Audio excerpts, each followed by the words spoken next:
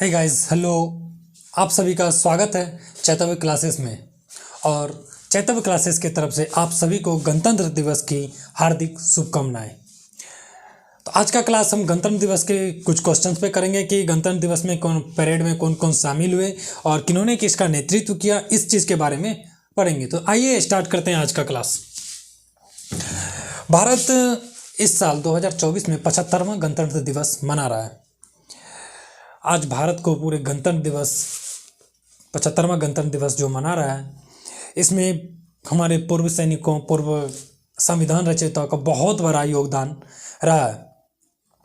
अब क्वेश्चन उठता है कि 26 जनवरी को गणतंत्र दिवस क्यों मनाया जाता है, जबकि संविधान निर्माण हम देखते हैं कि दिसंबर 49 को ही कंप्लीट हो चुका था। रीज़न क्या था 26 जनवरी को मनाने के लिए? जब 1929-30 का बात है, ये 1930 में पंडित जवाहरलाल नेहरू ने पहली बार रावी नदी के तट पर झंडा फहराया था। उसी दिन को 26 जनवरी को रावी नदी के तट पर झंडा फहराया था, 26 जनवरी 1930 को। उसी दिन को एक ऐतिहासिक दिन बनाने के लिए पूरे संविधान को जो लागू किया गया, 26 जनवरी 1950 को लागू किया, और इस दिन को हम गणतंत्र दिवस के रूप में मनाते हैं। आज भारत अपना 75वां गणतंत्र दिवस मना रहा है। गणतंत्र दिवस के अवसर पर राष्ट्रपति देश को संबोधित करते हैं और ध्वजारोहण राष्ट्रपति ही करती है। अब जानते हैं एक बात और, राष्ट्रपति कब संबोधित करती है? गणतंत्र दिवस से एक दिन पहले ही संबोधित कर देती है। जबकि हम प्रधानमंत्री को देखते हैं कि जब स्वतंत्रता दिवस आता है तो जिस दिन 15 अगस्त को लाल किले से वो संबोधित करते हैं, जहाँ कि हम न्यूज़ में भी देख चुके हैं कि राष्ट्रपति साहब ने, जो श्री द्रौपदी मुर्मू जी हैं, रात में अपना संबोधन की थी। देखते हैं गणतंत्र दिवस में आज में क्या मुख्य बात क्या किया है। गणतंत्र दिवस का सबसे मुख्य बात यह है कि इस साल का गणतंत्र दिवस नारी शक्ति पर आधारित था। इसलिए हम देखें कि हर चीज़ में नारियों का बढ़ता चढ़ता प्रभाव में देखने को मिला। जहाँ हर बार हम देखते थे कि कई सारे जो कर्तव्य दिखाए जाते थे, जैसे कर्तव्य पथ पर जो देखते थे कि क्या देखते थे कि पुरुष लोग, जो पुरुष थे वो बाइक पे अपना कर्तव्य दिखाते थे, लेकिन इस बार हमें महिला की प्रधानता बहुत ही ज़्यादा देखी। हर झांकी में बहुत सारे चीज़ों के नेतृत्व करती हुई महिला ही नज़र आई। इसलिए इस बार का जो थीम था वो थीम एक मुख्य बात पर आधारित था, जो है विकसित भारत और भारत लोकतंत्र की मातृका। ये थीम से ही पता चलता है कि ये लोकतंत्र में महिलाओं का कितना बढ़ता चढ़ता स्वभाव को दिखा रहा है, बढ़ता चढ़ता हिस्सा को दिखा रहा है। जहाँ हम देखते हैं कि महिला का हिस्सा भी इसी बार 128 संविधान संशोधन के द्वारा महिला को संविधान में, लोकसभा में 1/3 सीट आरक्षित कर दिया गया। चलिए आगे देखते हैं कि इस बार का मुख्य अतिथि कौन थे। इस बार का मुख्य अतिथि फ्रांस के राष्ट्रपति इमैनुअल मैक्रोन थे। वहीं 2023 का मुख्य अतिथि कौन था? तो 2023 का मिस्र के राष्ट्रपति अब्देल फतह अल सीसी को थे। और पहली बार जो नियुक्त मुख्य अतिथि थे जब 1950 में बनाया था, सुवर्णो थे, और ये इंडोनेशिया के राष्ट्रपति थे। तो पहला कौन था? तो सुवर्णो इंडोनेशिया के राष्ट्रपति।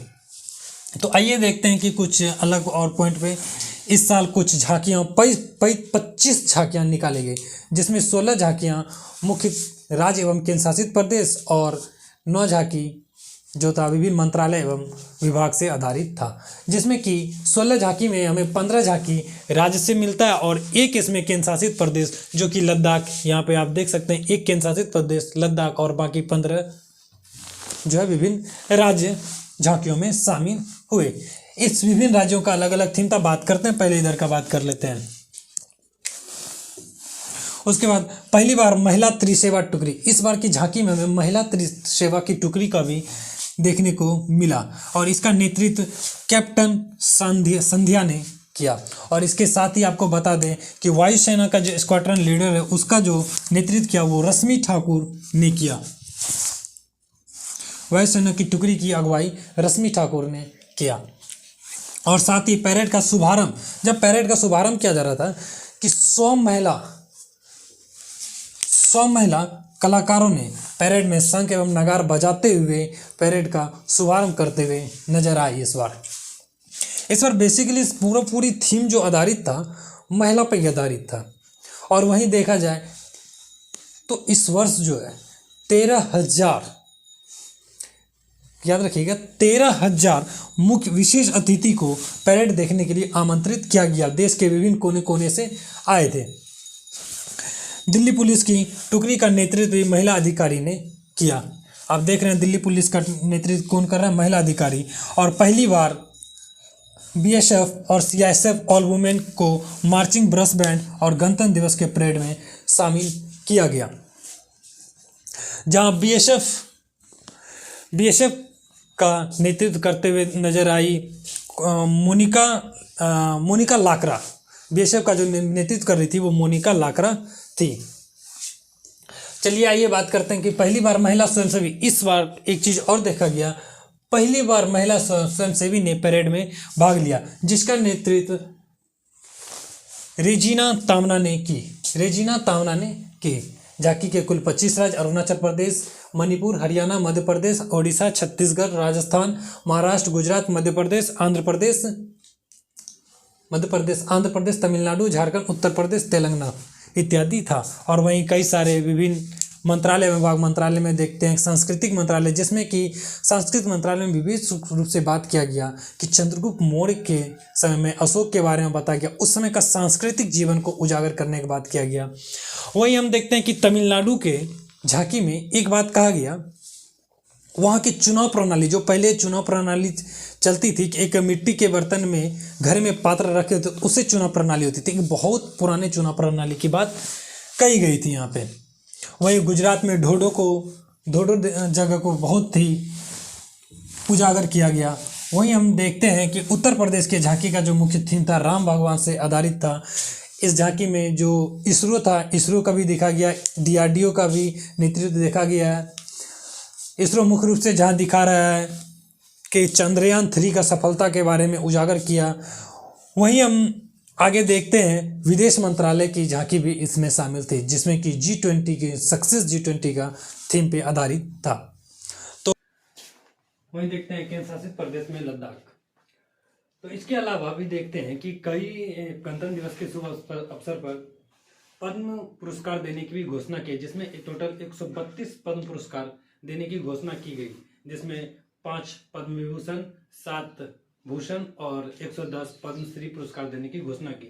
इसमें कई कलाकारों को भी दिया गया, जैसे कि इस बार मिथुन चक्रवर्ती जो एक्टर है, हीरो है, इन्हें भी दिया गया, पद्म पुरस्कार से सम्मानित किया गया। वहीं एस सुब्बालक्ष्मी जो संगीतकार थी, उन्हें भी सम्मानित किया गया। इसके अलावा देखते हैं जो फ्रांसीसी दल थी, 95 फ्रांसीसी दल भी इस मार्चिंग में शामिल हुए, जिसका नेतृत्व कैप्टन लुइस नोएल ने किया।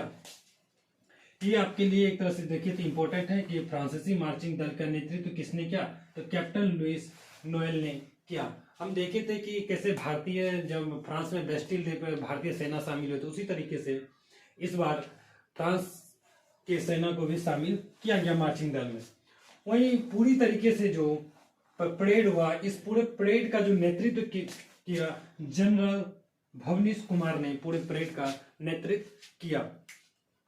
इसमें कई सारे अलग अलग विभागों के अधिकारियों को कई सारे पुरस्कार दिया गया, जहां स्क्वाड्रन लीडर निकिता मल्होत्रा को वीरता पुरस्कार से सम्मानित किया गया।